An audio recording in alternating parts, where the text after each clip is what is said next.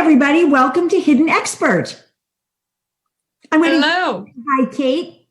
Hi, Anne. Welcome to episode number 4. I know, episode number 4, and it's the last for 2020. So we are really glad that you have been with us. We hope for all 4. But if not, if it's your first one, we have a couple of things that we have to do before we get you into the episode. So the first is, my name is Anne Merchant, and I work for the National Academy of Sciences, and I am joined by Kate Sutter. Anne is my boss. And you work for the National Academy of Sciences too, but of course you also work for... So I work for LabX, which is a program within the National Academy of Sciences. And I can explain what LabX does, but first you got to know what the bigger National Academy of Sciences does. That's right. And so my job is to explain what the National Academy of Sciences is. And if you've been with us, you could probably do this for me. And I should probably just ask somebody from the audience to do it because you do an awesome job of it. But because I can't do that, I guess I'm going to have to do it. So we are a private nonprofit institution in Washington, D.C. We were created by Abraham Lincoln in 1863, as we like to say, in the travail of the Civil War, when Abe was super busy. But he did say that it would be really useful to have a group that sat outside the framework of the federal government to help the nation steer a good course using the resources from science, engineering, and medicine through the experts that would devote their time to kind of weigh in using their credentials to help us think about those things. So the National Academy of Sciences is now joined by the National Academy of Engineering and the National Academy of Medicine. As you might imagine, we've been pretty busy these days. Something like a pandemic is exactly what this institution was built for. And in fact, a lot of the social unrest that we've experienced in this country is also because social science is a science too, is also the kinds of things that we do. Although I was looking on our website today, and we have a new report coming, I don't know if you know this, Kate, on horse soaring. So Tennessee walkers, the reason that Tennessee walkers have such high stepping is that for years what they've done is they've made their feet soar so that they will step like that. So the Academy has stepped in and has looked at all the research that shows that that's probably not a very good thing to do. And so we're going to release a report with recommendations that we should no longer soar horses' feet. So you can see that our purview is quite wide. I also know that not everybody's going to read a 400-page report. So that's why programs like LabX exist. And so, Kate, why don't you tell everybody about LabX? So LabX is, and sometimes put it, if the Academy is a meal, LabX is the dessert. And we kind of have a dual mission. I like to explain it. The first one is we want to host a great time. Any event, virtual, in person, we just want to have a really fun time. And then the second part is we want to interject curiosity and make you think about questions you, first of all, never knew you had. I think the horse thing is really a great example of like, wow, that's really interesting. Thanks, the National Academies. Now, we would do a fun event to get you to think that way. So we've done a lot of events before. We just finished a game jam where people create their own video games. And the winner was one about a cat colony where you defeat viruses on a spaceship. And you can play that on our website. And we also do events on natural disasters. And we have some really cool ones coming up involve cooking. So be sure to keep tabs on us.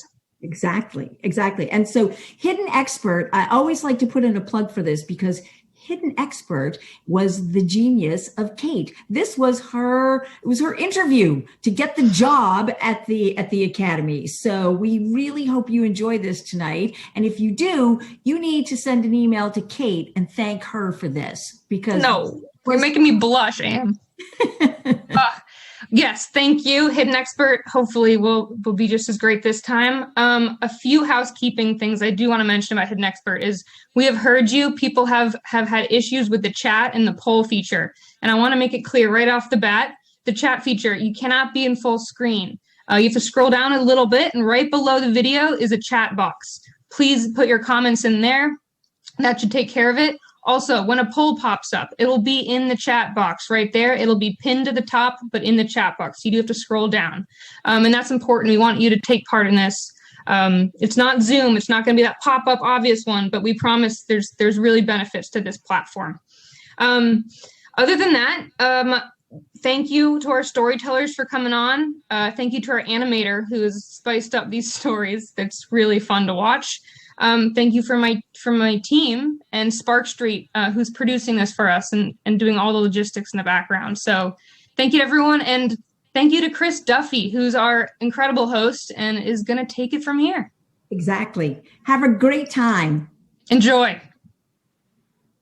Hello. Hi, everybody. Thank you so much to Anne and to Kate. And thank you all for being here and watching the show. And a special thank you, as I know that we said we had to do, a special thank you to everyone who found this show by Google searching for horse soaring. I know there was a lot of you out there, and I just want to welcome you all in here. Obviously, that's a really popular search term these days, horse soaring. Thank you so much for being here. So let me explain 3 things. What are we doing? We're going to do this is a multi-part show that is a lot of audience engagement. We're going to hear 4 incredible stories. Then you are going to try and guess what the theme that ties those stories together is. And then once you've gotten that, you're going to try and guess which of those 4 storytellers is a scientist whose field is related to the theme. So for example, say the theme was explosive discoveries. Maybe that was this thing that tied all 4 of the stories together. Then our scientist would be a rocket scientist. Maybe the theme is stories that involve the ocean, and then our scientist would be a marine biologist. So there's a couple of different levels here. First, you're just gonna get to listen to the sweet, sweet tales of 4 incredible storytellers. Then you're gonna guess what the theme is. Then you're gonna guess who the scientist is. And we are going to then interview that scientist about their work. So much like in Aesop's fable in reverse, let me tell you the reason why we're doing that is because scientists, sometimes people think that they are like fact-checking robots or that they're some sort of like only a certain person can be a scientist. Well, this show is all about how everyone has the potential to be scientists. Not all of us are, right? It requires study and work and research, but you're going to hear stories that show you that scientists are humans with interests and passions just like everyone else. And then we're going to get to hear about the work and the research that they're doing, which is why their work is so important. And obviously, this has been a year where we have learned a lot about how important and amazing science and research are. So I think that is what you need to know about how the show works. Now, let's get into a couple of the logistics. As Kate was saying, there is going to be a poll. So right now, we're going to do a sample poll right down at the bottom. If you're in full screen, leave full screen, go down, scroll down in the chat. There's going to be a poll with some possible answer choices for you. So why don't you look at those answer choices? This first poll is, have you seen Hidden Expert before? Your choices are, and I'm a newbie, this is my first time here, in which case, welcome, or I'm a repeat offender, in which case, even more welcome. So let's see, why don't you type those answers in? Okay, great. Can I work this poll? Yes, here we go. I'm seeing people. Actually, I was wrong. The poll is different. It's, can I work this poll? What is this thing? A poll. I love polls. I only use polls on November 3rd, or I am just here to vote in polls. We have 67% of people saying, a poll. I love polls. And strong second place, I am just here to vote in polls. So a lot of people hurting my feelings. They're not here to see the show. They're just here to vote in polls. But I actually understand and relate to that. I also love polls. I really love the polls. Okay. I think we got it. I think the poll is working. At any point throughout the show, you should be participating in the chat. If you have questions for our storytellers, things that you want to know, send those in the chat. I will ask them. So as you're listening to these stories, think, what's a question you would like to ask this person? What's a follow-up that might kind of help you tell if they might be a scientist? What's a follow-up that might help tell what the theme could be? You can ask any of those. Obviously, if you say, where did you get your PhD from? We're not going to ask that. That's going to make it too obvious. But maybe you want to ask something like, what was your favorite subject in school? Or are your parents proud of you? Those might help as well. And I will ask them those. Okay, I think that you now understand what's going on. We're ready to go. You're going to be listening to 4 stories and thinking about what is the theme that ties them together. I am so excited. We have incredible storytellers tonight. And this first person, you're going to love. First story is coming to you from Tim. Let's watch that story right now. Now this is a story all about how me and my good friend in high school got pulled over by the police. In high school, I was in the theater program, and so was this friend of mine who had a car. So in between school getting out and the after-school program starting, there's a little bit of lag time. But throughout the day, my friend was telling me about this cool spot he had found because we both were interested in filmmaking, and we were always looking for cool spots in the town where we could maybe, film something really cool. So he's hyping this up, and school gets out. I hop in his car, and he takes me to what I can only describe as a giant dirt lot in a city that is basically nothing but giant dirt lots. So he parks the car in this little area with some houses, and we give each other a high five, and we run over this dirt lot, and we admit that it is really cool. Like, we could really make something here. And we get back to the car. He's about to start it. We start to head back to school, and all of a sudden we hear these cop car sirens go off, and we get pulled over. And my friend turns to me and is like, "What should I do?" And I'm like, "I don't know." And to give you a little bit more detail, I don't know if you can tell, but I happen to be black. My friend was a Caucasian American, and the first thing that pops into his mind is that he should run out of the car with his hands up and tell the officers about how he is an Eagle Scout. And honestly, I didn't know that that's something that you're not supposed to do. And in hindsight, if I were to be the person running out telling the cops that I was an Eagle Scout, this might be a very different story.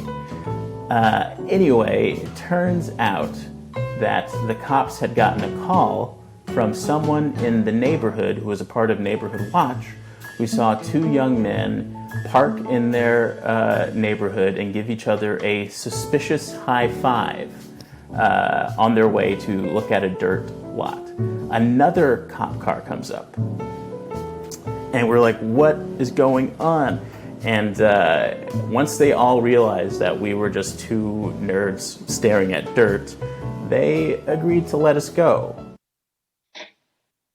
Tim, incredible story. I love love to hear a tale of two nerds staring at dirt. Are you still in touch with your Caucasian American friend? Yes, he's one of my closest friends. This was a turbulent part of our relationship. It was an insane thing to experience, but yes, we don't talk about it that often, but it is something that took place.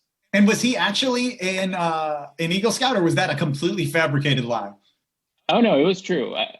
I might have made up Eagle Scout. I know it was Boy Scout. Are Eagle Scouts and Boy Scouts the same thing? Yeah, Eagle Scout is like by far the highest level of Boy Scout. Okay, I believe that my friend is an Eagle Scout. I don't know the details of this stuff. I feel like I already know the answer to this just based on what you just asked me, but were you a Boy Scout? I was not a Boy Scout. Yes, I wanted to, but I wasn't. Yeah.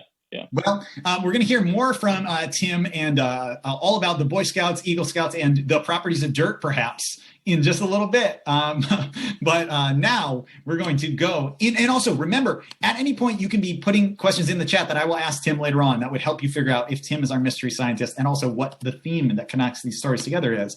But first, before we do that, we're going to hear video from our second storyteller, Rosa. The last trip I took out of New York City before it completely shut down was to a friend's funeral in North Carolina, and I don't want to bum everyone out, but I do want to give an idea of where my headspace was. I was a complete and total wreck. It's actually pretty hard to get from New York City to the south. There's all these weird small regional airports, the flights are very expensive, so I decided to stay an extra day. And I've always wanted to go to all 50 states before I die, and maybe it was that mixed with talking about death for 42 hours straight. But I convinced my boyfriend and a friend of mine to drive over the South Carolina border. We didn't know where we were going, so we decided to Google it, and only one thing came up on the map. I've never been in a place where only one thing comes up, and it was a place called South of the Border. For those who don't know, it is a Mexican-themed rest stop. It's super 70s, it's very racist, very strange, but I so enjoyed my experience there, and I think it was because it was the first time in this like kind of weeks-long process that I was just laughing. I mean, you see a 50-foot tall sombrero on top of a restaurant, you kind of have to laugh. They have this thing called the Reptile Lagoon. It's just a warehouse full of reptiles. You open it up, just doors and doors of alligators. So I got back to New York City and I was having a drink with a posh friend of mine, and his boyfriend was from South Carolina, so I asked if he'd ever been to south of the border, and he turns out his family actually owned the land that it was built on. They had sold it years ago. So I asked him, oh, well, have you ever been? And he said, no, why would I want to go there? It's weird, it's old, it's racist. And I couldn't dispute him on that. It is all of those things. But part of me wanted to tell him, no, you have to go. You have to feel that feeling of being so happy there. And I think I realized It wasn't south of the border that did it for me. I think everyone needs to go to a weird place where they can just laugh after bad things happen to them, to their own weird Mexican-themed rest stop. Rosa, what an incredible story. I love that so much. Thank you so much. Thanks. Have you taken any pandemic road trips? Have you gotten in a car and gone anywhere during this time? Yeah, I went to Fire Island for a couple of days. I had a friend who had rented a house out there, and it was that like sweet spot in the summer where it was like, oh, we could drive somewhere in a car. That would be okay. But since then, I've kind of just been in the house because I have asthma, so I'm always like, "Ooh, got to be on high alert." Yeah. I assume also Fire Island is not a place where they have a lot of giant themed restaurants with architecture to match. No, which is, I think, what it's missing. That's what they don't tell you, you know? I get, it's amazing because you say it in the story that it as like, and this is surprising, but it is truly unbelievable that that person owned the land that the restaurant was built on. That is unreal that was even possible.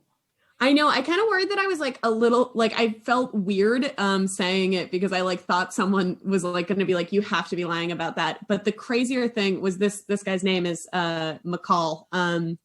Is his name. It's a strange name. And the city right across the border from this weird like Playland amusement park is also named McCall, but spelled differently. And I was like, I believe you now.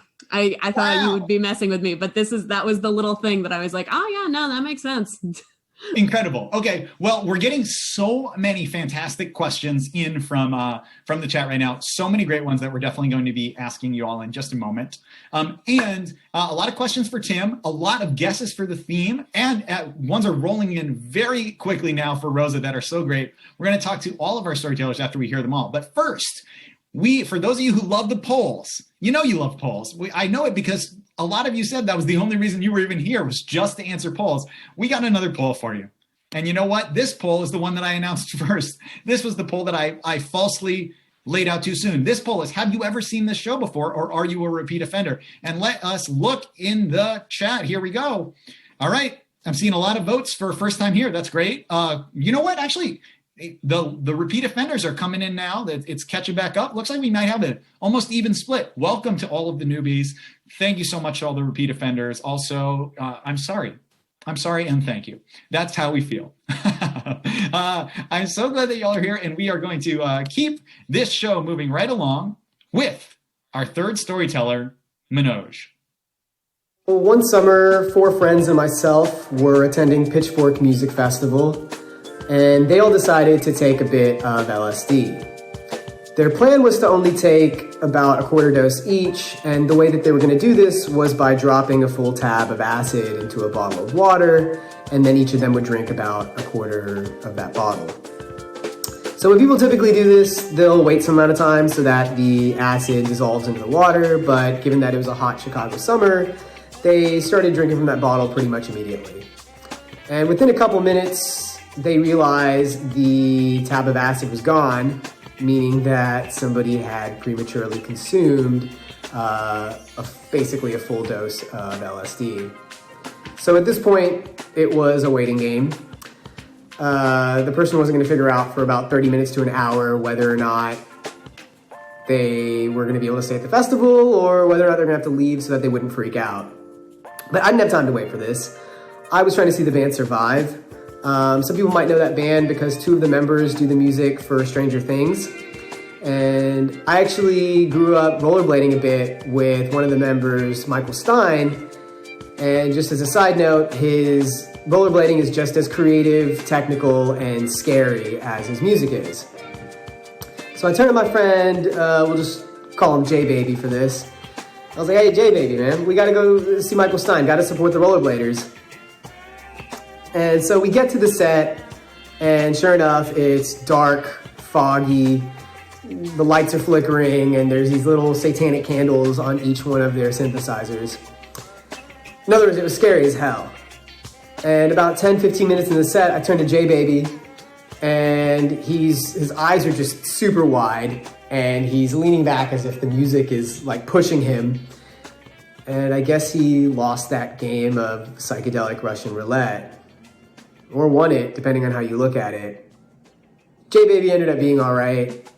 He had to lay down for a minute, but he was able to stay till the end of the festival, and he's alive to this day.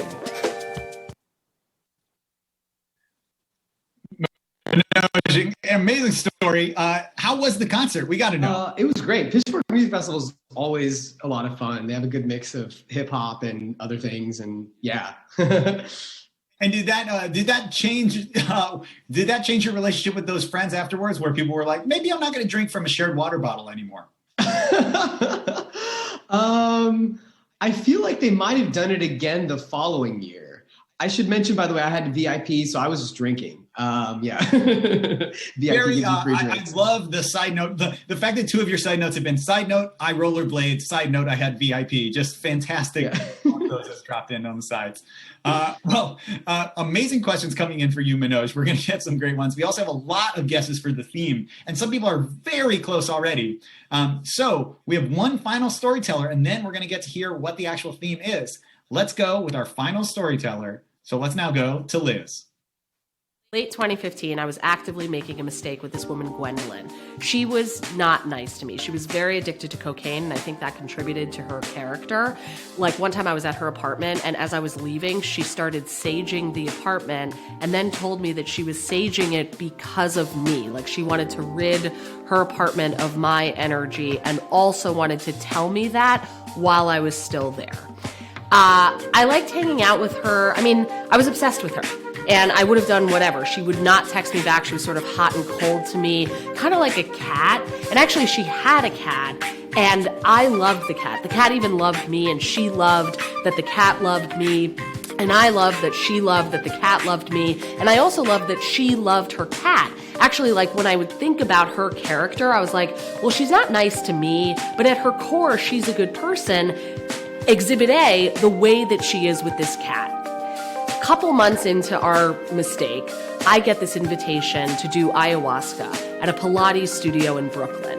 And so I show up to the Pilates studio, and everybody's like, you know, before you take the potion, they're like, maybe set an intention for what you want to release. And right when they said that, I was like, I want to release the part of my brain that responds and jumps in obsession to whenever Gwendolyn decides that she wants to be around me. So I take the potion, and it's like your life flashes before your eyes kind of thing. And for me, it was like my inbox was flashing before my eyes, and I was replying to emails that I had put off for months out of fear. And then I start vomiting. And when I vomited, I look over, and like in the vomit, I see the cat. And right when I saw it, I started having all these insights. I was like, Gwendolyn's a cat to me. That's how she's acting to me. But then also her cat is the evidence of her being a good person who loves me back. And then I had this insight. I was like, maybe I shouldn't have to work so hard to determine that someone I love loves me back or is a good person. And after that, I never spoke to her again. Liz, I'm so glad. My first question was going to be, and so what happened with Gwendolyn? But I love that we now know, never spoke to her again. Never.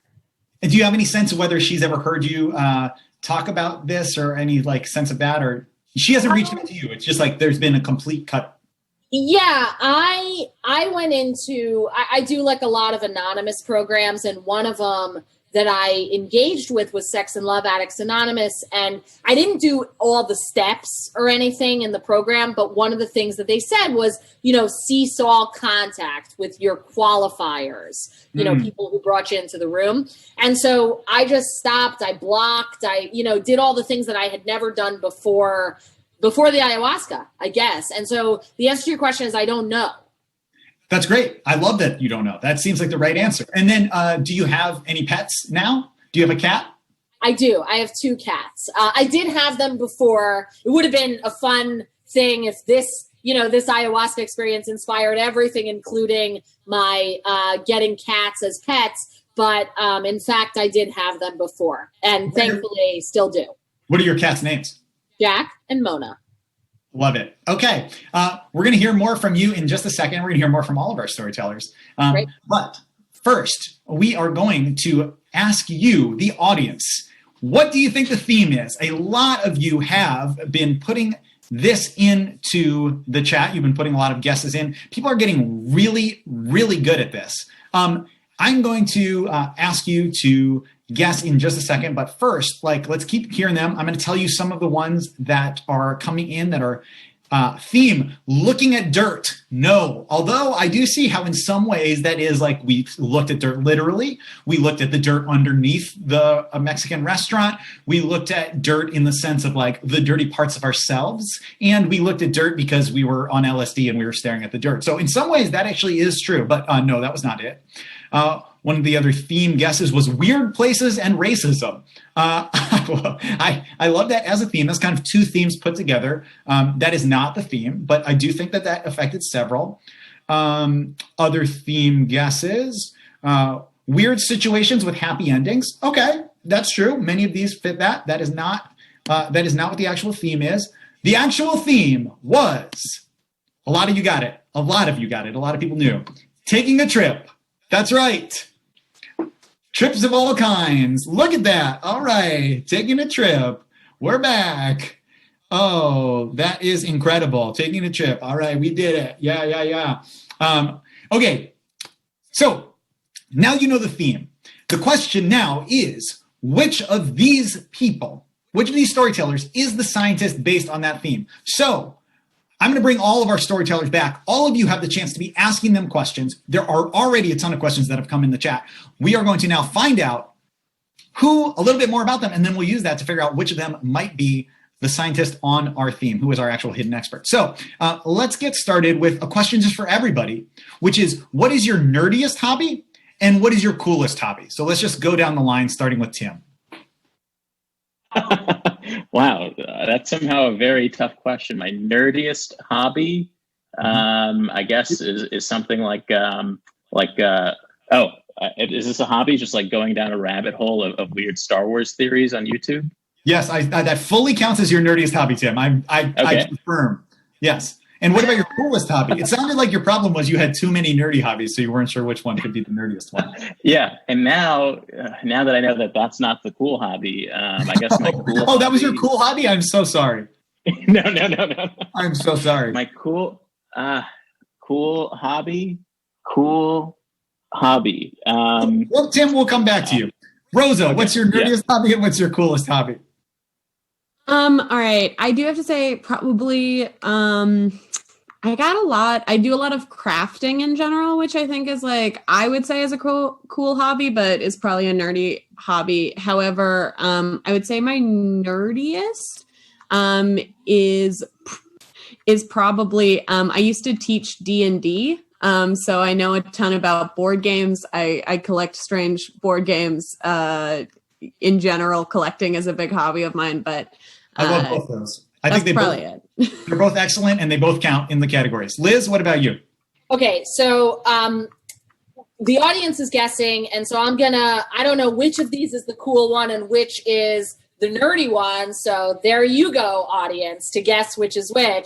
I just really don't know. But I've been Pinteresting a lot. I attended a vision board workshop. The woman who was saying it was like, you can't vision board with whatever you have in the house. Your dreams are bigger. They take up the whole internet. Pinterest. So now Pinterest is my main social media. I get my news from Pinterest, whatever. So Pinteresting is one of them. And then the other hobby, I don't know if it's cool or nerdy also, is I like to look up men singing musical theater songs to see if I cry and at what mark in the video. I love that. I can relate. I've definitely watched, for me, if you pull up, it's a person singing musical theater to a live audience at a concert hall, and they pull someone up from the audience, and it turns out that person is an amazing singer. Gets me every time. I cry. Oh my gosh, they pulled her up. She's an amazing singer, and now she's singing the theme from Wicked. Who would have guessed? And yet, every time I know, it's the title. Okay, moving right along. Manoj, coolest hobby, nerdiest hobby? I think rollerblading probably fits both of those. I love a single answer. I think that's fantastic. Tim, we give you a lot of extra time. Did you come up with a cool hobby? Yes, I think my cool hobby is trying to tweet less.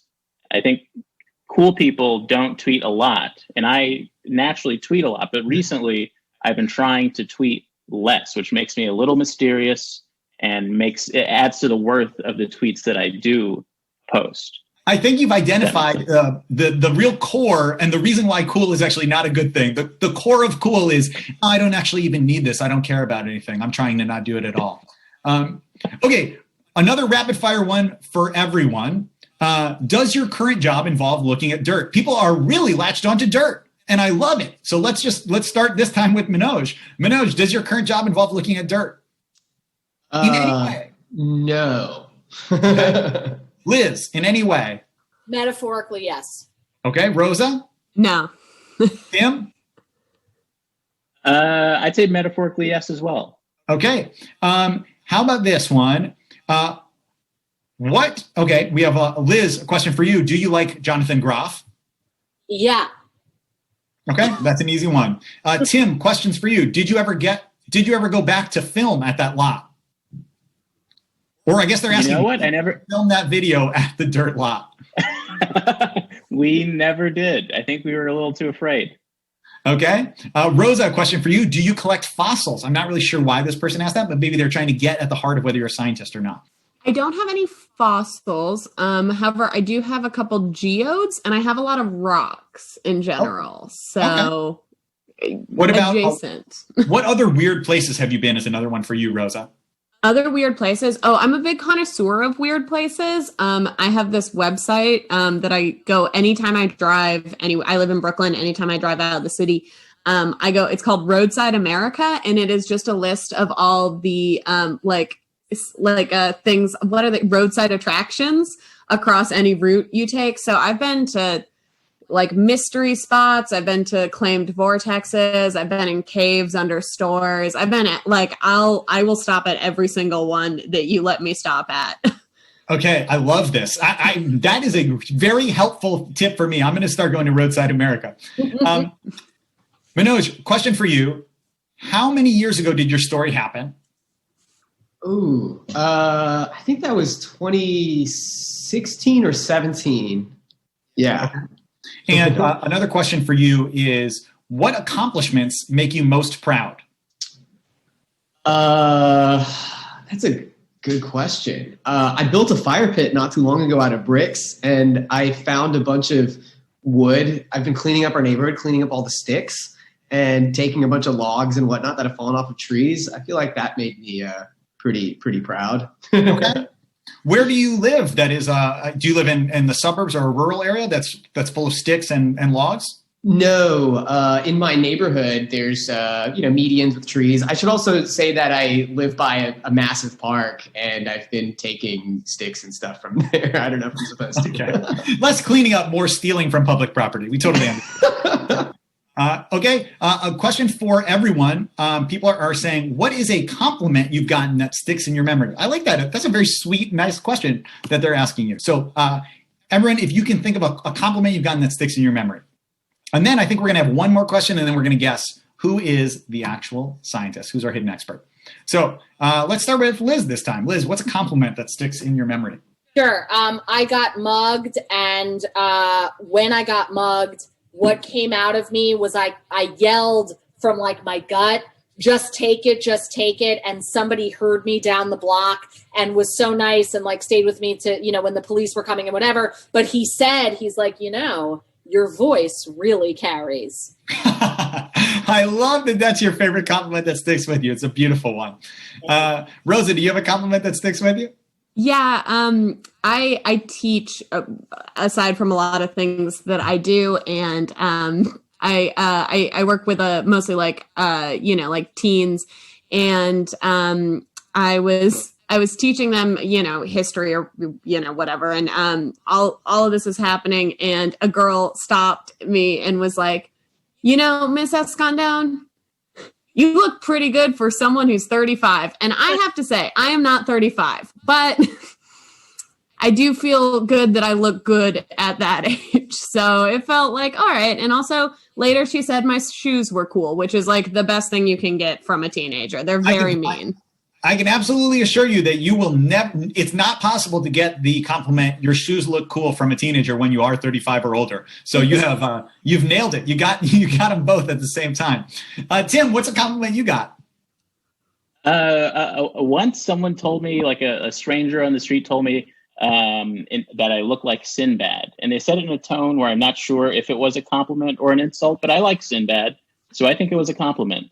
I want to say, Tim, and I hope this doesn't take away from the compliment, but you look absolutely nothing like Sinbad. That person has never seen Sinbad. So I don't want to take away from the compliment, but I just want to make sure that we clarify that. Manoj, what about you? What's a compliment that you remember? So I was on a date and the person said that they almost canceled because they were really nervous, but that they were glad that, they said that I made them feel easy around them and that it was easy to just hang out. And so that was actually, that was nice. I don't know. That's really nice. Yeah. I feel like that's the kind of compliment that starts out as an insult and then ends up being an actual compliment. Because it starts with, I was going to cancel this date and not come on a date with you. Yeah, it's highly possible. I'm not very good at the apps. I don't really talk to people very well in there. Yeah. Okay, well, I just want to say one thing that an audience member has put in because it is so funny. Two things, actually, now. We have another one. One is, someone said, it looks like 3 of the people on screen are just roommates in the same house. Ha, ha, ha. This is a side observation, which I absolutely love. And there's no reason there couldn't also be an orange wall in that same house. The big reveal is they're all the expert and they live in a house together. It's a sitcom we're making this fall on NBC. And then someone else asked, and Tim, I think this is really important that you hear this. Someone just asked, who is Sinbad? LOL. So Sinbad is, a celebrity who I think you're going to have to Google later on after the show. Don't do it right now. Okay. Now, the theme. The theme is taking the trip. Who is a scientist that studies that? Who is a scientist that's somehow related to that theme? Everyone, it's time to get in the poll. The poll is in the chat. Who do you think the expert is? Get down in the poll. Put your answer in. Do you think the expert is our hidden expert Tim? Is our hidden expert Rosa? Is our hidden expert Liz? Or is our hidden expert Manoj? It could be any of them. Who do you think it is? Guess away. We got some guesses coming in. Ooh, it is moving fast between the people. Guesses are switching left and right. Do you think it's Tim? Do you think it's Rosa? Do you think it's Manoj? Do you think it's Liz? Rosa is in the lead, but it's close behind. We have Liz close behind, and now Tim is close behind. Then we have Manoj in 4th. Do you think it's Rosa, Tim, Liz, Manoj? Oh my gosh. It's a tie. 2 people. The tie is almost exactly even. Tim and Rosa. People think that you are the scientists. A lot of people think Liz is the scientist. Very few people think Manoj is the scientist. Let's find out who is our expert. Our hidden expert is Manoj. That's the hidden expert. People did not see this coming. Oh my gosh, they did not see this coming at all. Okay, before we interview you, Manoj, about your research and we hear about your science, let's find out who these other people are. We have Tim Barnes, we have Rosa Escandón, and we have Liz Glazer. So let's hear a little bit about each of those people. First up, Rosa Escandón. Rosa, you are a writer and a comedian. That's right. Is that what you're teaching the teens that you teach? No, I didn't make quite enough money as a comedian slash journalist, so I was substitute teaching on the side for a while. I'm not doing it right now because the schools are closed or off and on. So now I'm just doing writing and, whenever someone wants to put me on their internet show, like right now. I have to say, I am such a huge fan of Rosa's comedy. She is hilarious. You should definitely go look it up afterwards. But it's not just your comedy that they can look up. You, in fact, also have a crafting newsletter. I do. I believe. Yeah, no, Craft Cult on Substack. I do easy at-home crafting tutorials. So, you got to keep yourself busy. Very cool. I love that. And some other facts about you. You have never eaten beef, but you have seen every episode of Criminal Minds. That is both true about me. Fantastic. Okay. We got Tim Barnes. Tim Barnes is a comedian and a television writer. Tim, you are actually one of my former colleagues, a hilarious person. Yes. Just absolutely love to see you and to work with you here. You currently are writing for The Tonight Show starring Jimmy Fallon. Yes, that's a fact. That's a fact. You can see Tim on the Tonight Show. He has hilarious bits. And also, Tim, you told them in your bio. Now, I have to say this because you gave it to them in your bio. You said, I currently write for the Tonight Show starring Jimmy Fallon, and I once documented my testicles for Men's Health. Now, why you would insist that was shared, I don't know. That was on you. Also, it's a you great love article. Yeah, just type in Tim Barnes testicles Men's Health, and then you'll see what I'm talking about. I will just encourage everyone to not do that. Please, under no circumstances should you ever type any of those words into Google together. Okay. Then, of course, we also have Liz Glazer, a hilarious stand-up comedian, an amazing writer, and an actor. And previously, Liz, in another life, you were an expert of your own. What kind of expert were you? Yeah, so I was a law professor, which that's typically how one gets into comedy, generally speaking. You go to law school for 3 years, practice for 2, teach for 9, get tenure, give it all up, and do stand-up yelling into your laptop in front of the bathroom with the cat litter. So it's wonderful to be here living the dream. And not only are you living the dream here, but recently you were the winner of the Boston Comedy Festival, which is a huge stand-up competition. Thank you so much, Chris. Yeah. Yes, I did it. Congratulations. I had nothing to do with you winning that, so I don't know why you're thanking me, but I thank you for being funny and winning. And I want to thank all of you. Thank you, Tim. Thank you, Rosa. Thank you, Liz. They're all so incredible stories. You really tricked people. They thought you all were the hidden experts. But let's talk to our actual hidden expert now. Let's talk to Manoj. So thank you all so much for being here. Manoj, Dr. Manoj Das, tell us, what is it that you study? What kind of expert are you? Say that again? What kind of expert are you? Oh, yeah. So I'm a cognitive neuropsychopharmacologist at the Center for Psychedelic and Consciousness Research at Johns Hopkins. I study the effects of various drugs, but at the moment, mostly hallucinogens, especially psychedelics. And so how they affect the brain and how they affect cognition.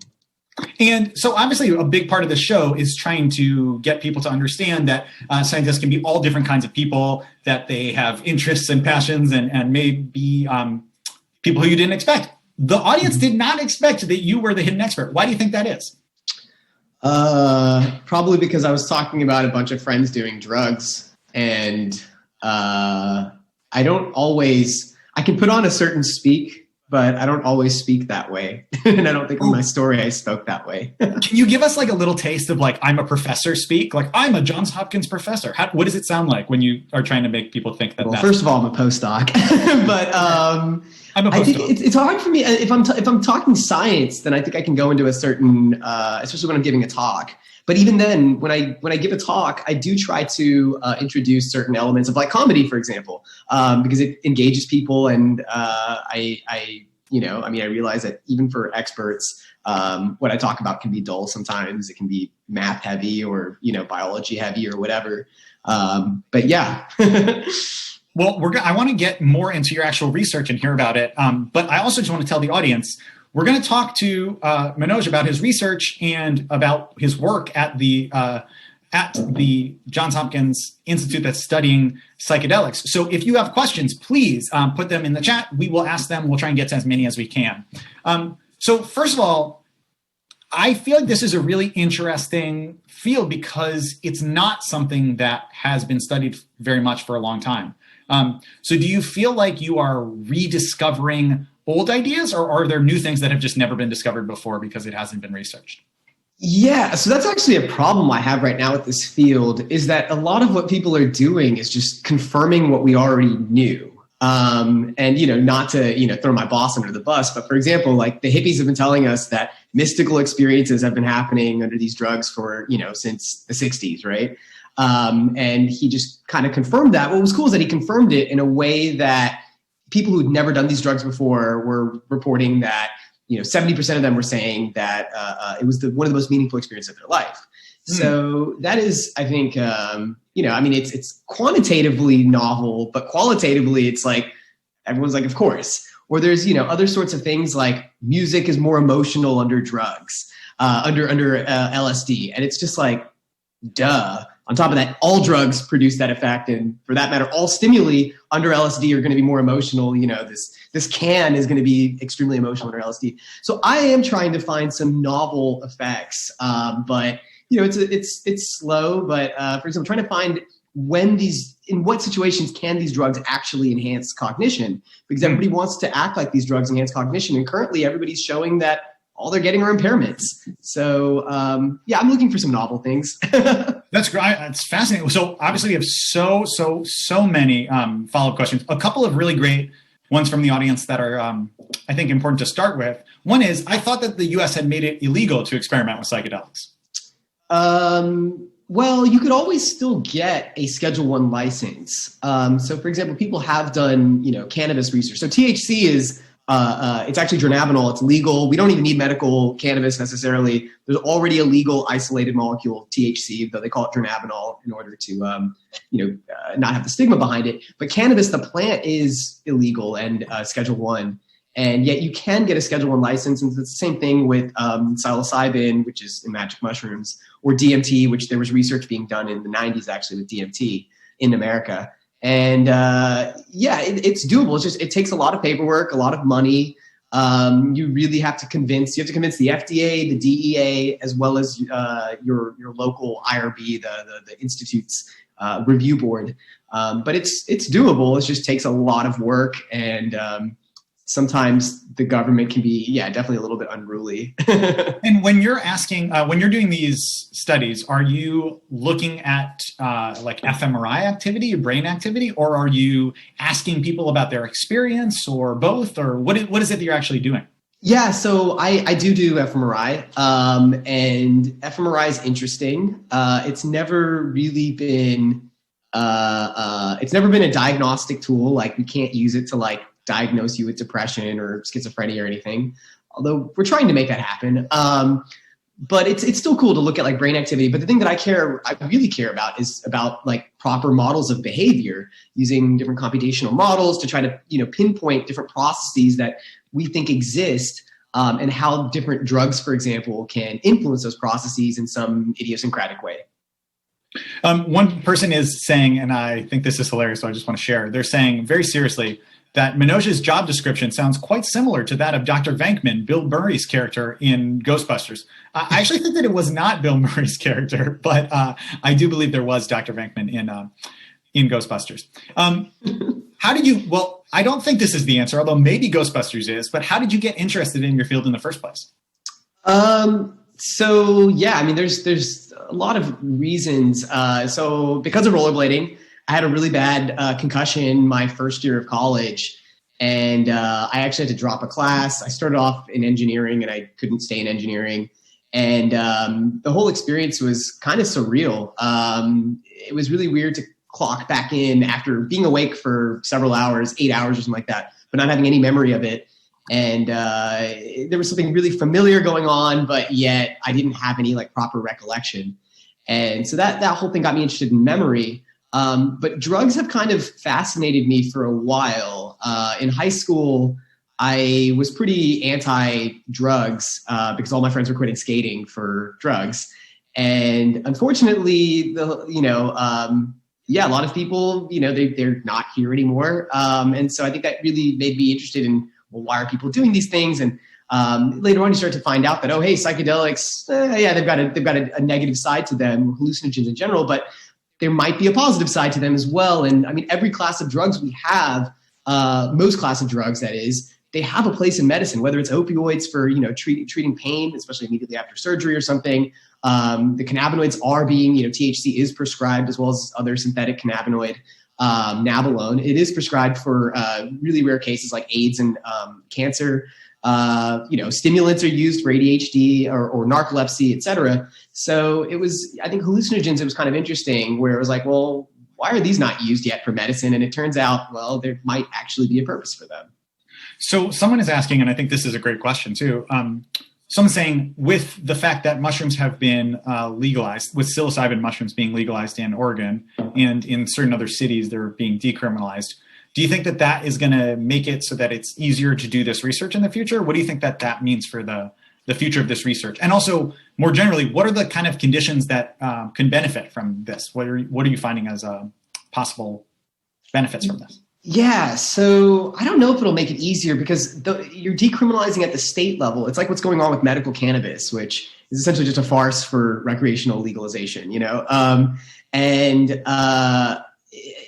Yeah, it doesn't seem to make it that much easier to do research with cannabis, with proper plant cannabis, just because it's now medical in several states. So I don't know if it'll actually become easier. I think what's going to make it easier is when they move it from Schedule 1 into Schedule 2 or something else for medical purposes. As far as those things being, decriminalized, I think there is I think it could be good because in the public eye, it'll be like, it's kind of like in the Netherlands where they've got, psilocybin. They're not quite the mushrooms, it's the sclerotia, but those are sold and it's I don't know what the stigma is like there, but it's probably not as bad as it is in the US. And so I think it might reduce some of that stigma, but at the same time, we do have to worry about now people who are just going to rampantly use them. And, I should say that one of the things that got me interested is there was actually a friend I had who was on a hallucinogen in high school, and he killed himself on it. And so these drugs do have weird things that they can do to people, and I do worry that more bad things could happen, and that could actually make it worse to do this research. Do you think, I don't want to put words in your mouth, but it sounds like just from, you have this very balanced view where like there's a long history of people reporting that there's all these sorts of benefits, and you found that there are all such benefits, but there's also risks. And so maybe it's not like full legalization, but it's also not criminalization. Is that kind of where you land on the spectrum? Yeah, I'm actually pro decriminalizing all drugs. I can't, and by the way, I don't speak for Johns Hopkins or any of my, I would have been shocked if that was the official Johns Hopkins state of opinion on that. I would have been shocked. So yes, fully important that we say this is just your opinion. Yeah, but with that said, a lot of us do think that. Like Matt Johnson is really outspoken about that as well, and he's basically the next runner-up to be the head of the center. And I think that in Portugal they did it and it worked really well. You help drug users. You should help them, not criminalize them, whether it's heroin or anything. I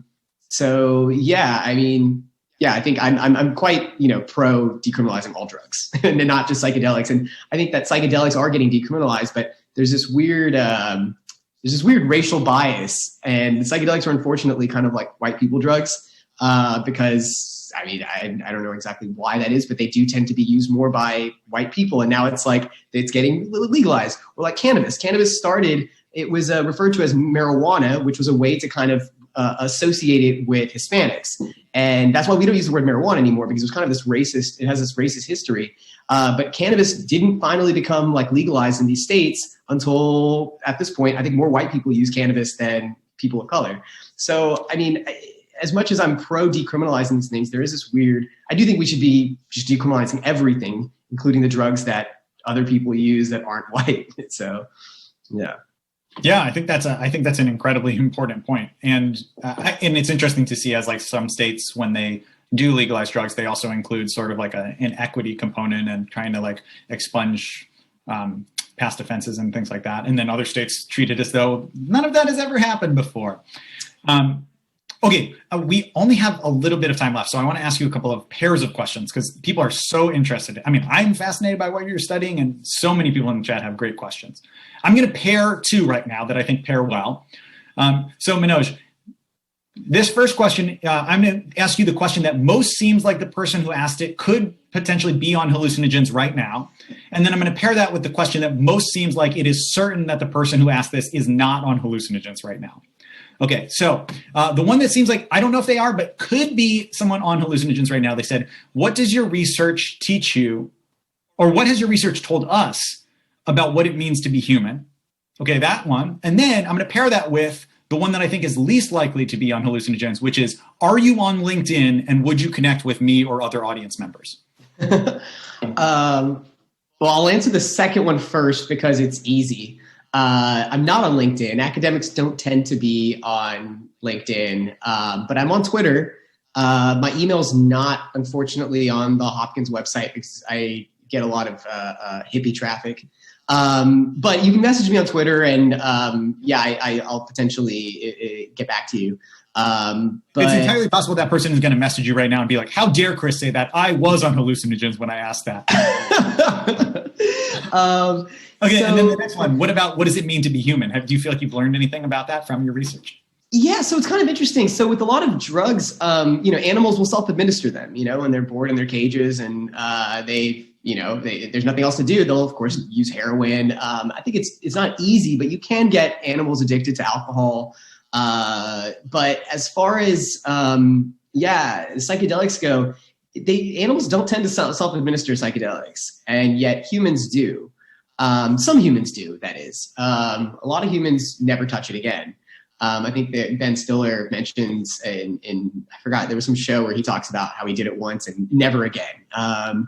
So I think there's something interesting about that these drugs might have some very, very specific human effects. But I don't know. I mean, I think, I think there's various sides to my research that tell me things about, being human, but that probably apply actually to all other animals, like that our memories aren't all as accurate as we think they are, for example, and that they can get distorted by drugs or not by drugs. And we should, maybe not always be so confident in what we think we remember, and be open to the idea that all of our memories contain some false component to them. Yeah. Okay. Final two questions here. So penultimate question. A lot of people are asking great questions about whether or not you've done any research or done any investigations into traditional or pre-colonial medicines and spiritual practices, and how it is that many different religions incorporate drugs into their practices. Is that something you've looked at, or do you have any thoughts on that? They don't, actually. That's actually much rarer than people think. It's this total misconception where I think sometimes people really want to hope that that's true because that's what they're interested in. It's kind of like I had a friend once who said, I know all these professional snowboarders. They're all on, LSD and stuff while they're snowboarding. And I'm just like, you like snowboarding and you like psychedelics. You just hope for that to be true. But I'm talking about athletes. These are athletes. Like they're, they can't go on, doing drugs while they're trying to train, So I think it's the same sort of idea that a lot of people are spiritual or they're into meditation and they really hope that there's this overlap between, and they're also into drugs and they really hope that there's this overlap. But I don't actually always know if that is that overlap actually exists. And there have been some cultures that did use psychedelics. But first of all, it's probably a lot more recent than we think it is. And it's actually not as many cultures really used them. And for example, magic mushrooms were considered poison up until basically this century by most cultures. But this is all, like I should also completely disclose that I'm biased and, I'm not a very spiritual person at all, unfortunately, or fortunately. I've got pretty boring views about, pretty boring science views about the world. But yeah.